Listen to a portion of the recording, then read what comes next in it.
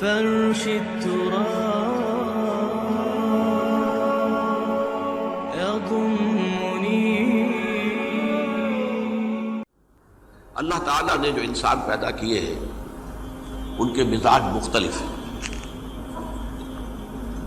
ان میں کچھ لوگ ہوتے ہیں جو قوی ہوتے ہیں ارادے کے، جو فیصلہ کر لیا ڈٹ گئے.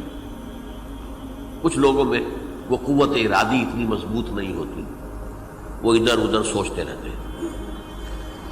کچھ لوگ جسمانی طور پر بہت توانا ہوتے ہیں، کچھ لوگ جسمانی طور پر پیدائشی طور پر کمزور ہوتے ہیں. تو اگر کوئی قوت ارادی کمزور رکھنے والا شخص ہے، وہ بھی تو اللہ کی تخلیق ہے، اللہ کا بندہ ہے، خطاؤں کا ظہور ہو جاتا ہے، توبہ کرتا ہے، پھر کچھ عرصے کے بعد پھر خطا کا ظہور ہو جاتا ہے، پھر توبہ کرتا ہے.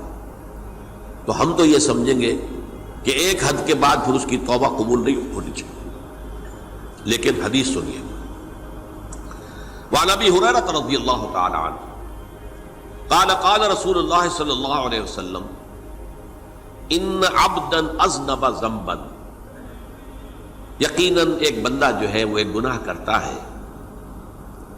فقال، پھر وہ کہتا ہے رب، اے میرے پروردگار، اذنبت فاغفر لی، مجھ سے گناہ ہو گیا ہے، مجھے معاف فرما دے.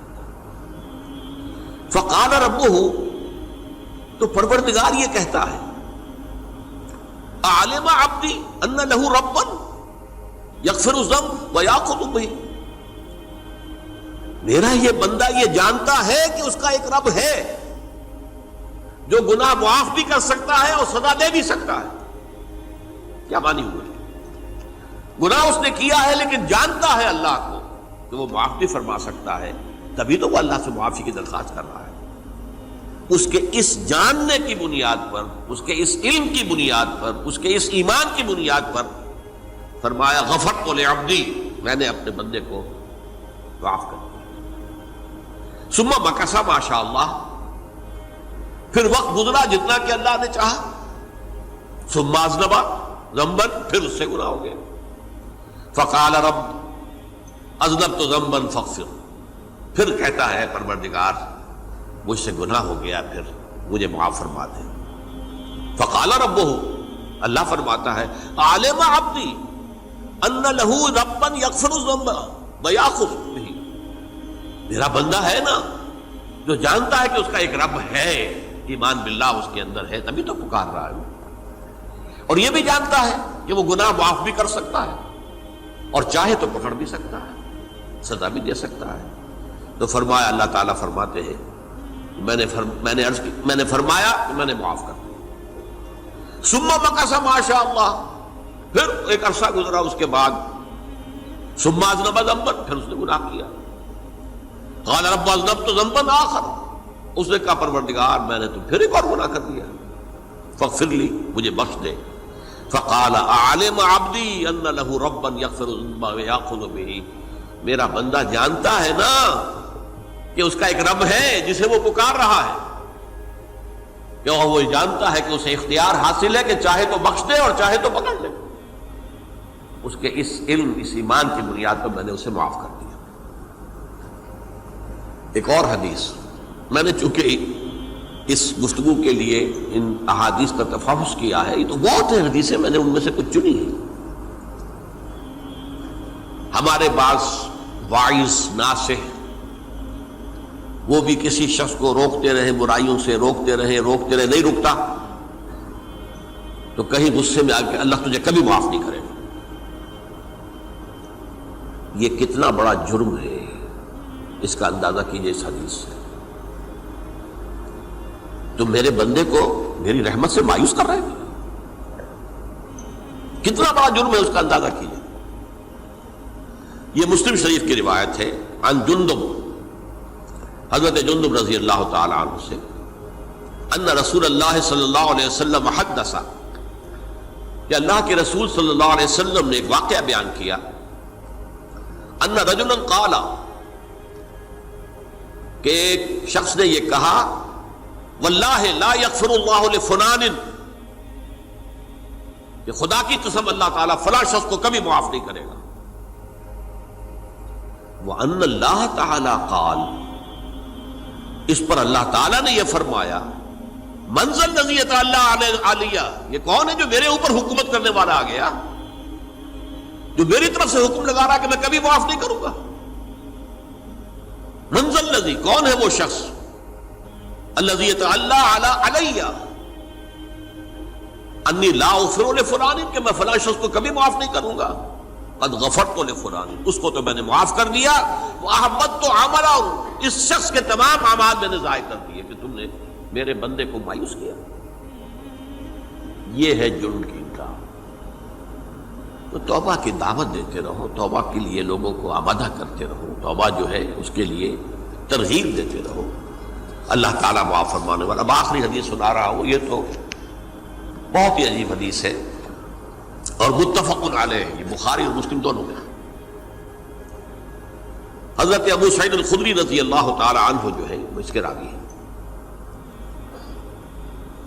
حضور نے فرمایا، کانا فی من کانا قبلکم رجل قتل 99 نفسا، تم سے پہلے جو امت تھی بنی اسرائیل، گویا کہ ان کا ذکر ہے، اس میں ایک آدمی ایسا تھا جس نے 99 قتل کیے تھے. اب آپ اندازہ کیجئے کتنا بڑا گناہ کبیرہ ہے قتل. قرآن مجید میں آتا ہے وَكَأَنَّمَا قَتَلَ النَّاسَ جَمِيعًا، اگر ایک انسان کو بھی ناحق قتل کر دیا گیا تو یہ ایسی ہے گویا کہ اس نے پوری نوع انسانی کو قتل کر دیا. اس نے 99 قتل کیے. فَهَلْ لَهُ مِن تَوْبَةٍ، پھر اس کے بعد یہ ہوا کہ اس کے اندر توبہ کا جذبہ پیدا ہوا. فَسَأَلَ عَنْ أَعْلَمِ أَهْلِ الْأَرْضِ، تو اس نے پھر سوال کیا، لوگوں سے پوچھا کہ زمین میں رہنے والوں میں کون سب سے بڑا عالم ہے. فَدُلَّ عَلَى رَاهِبٍ، تو اسے بتایا گیا فلاں راہب فلاں جگہ پر ہے، وہ بہت نیک ہے، بڑا عالم ہے. فَأَتَاهُ، وہ اس کے پاس آیا. فَقَالَ أَنَّهُ قَتَلَ 99 نَفْسًا فَهَلْ لَهُ مِن تَوْبَةٍ، انہوں نے کہا دیکھیے راہب صاحب، میں نے 99 انسان قتل کیے، اب مجھے یہ بتائیے کہ میرے لیے توبہ کا کوئی امکان ہے. فقال لا، اس نے کہا نہیں. فقتلہ، اس نے اس کو بھی قتل کر دیا. فکمل بہ 100، اپنی سینچری مکمل کر لی، مطلب 99 کے بعد ایک کی کسر تھی، اس کو بھی قتل کیا، 100 پورے کر لیا. ثم سأل عن عالم اہل الارض، پھر اس نے پوچھا کوئی اور کوئی بڑے عالم انسان ہو. فدل علی رجل عالم، پھر اس کی رہنمائی کی گئی ایک بڑے عالم شخص کی طرف. فقال انه قتل 100 نفس، تو اس نے وہاں جا کر کہا کہ میں 100 انسان ہلاک کر چکا ہوں، قتل کر چکا ہوں. فهل له من توبہ، میرے لیے توبہ کا کوئی امکان ہے؟ فقال نعم، کہا کیوں نہیں، 100 قتل کیے تب بھی کیا ہے، توبہ کا راستہ دروازہ کھلا ہوا. ما لم یغرغر، جب تک کہ وہ گھنگرو نہیں بج رہا اس وقت تک تمہارے توبہ کا دروازہ کھلا ہوا ہے.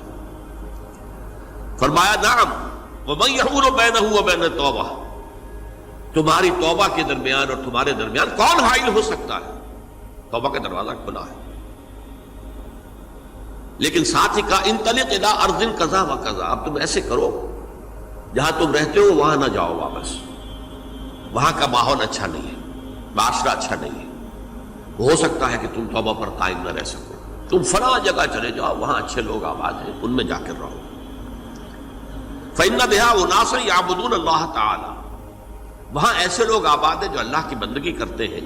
فاعبد اللہ معهم، تو تم ان کے ساتھ مل کر اللہ کی بندگی اور پرستش کرو. ولا ترجع الى ارضک، اپنی زمین کی طرف اپنے وطن میں واپس بن جاؤ. فإنها ارض سوء، وہ بری جگہ ہے.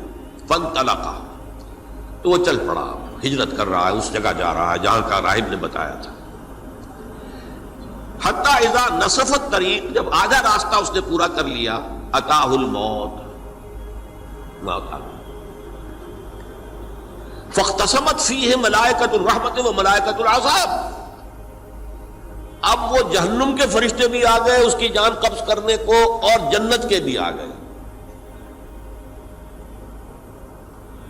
فقالت ملائکۃ الرحمہ، رحمت والے جو فرشتے ہیں جنت والے، انہوں نے کہا جا تائبا مقبلا بقلبہ للہ تعالی، یہ شخص توبہ کر کے اللہ تعالیٰ کی طرف ہجرت کر رہا تھا، اس لیے اس کی نیت کی بنیاد پر اب یہ جنتی ہے، لہذا اس کی روح ہم قبض کریں۔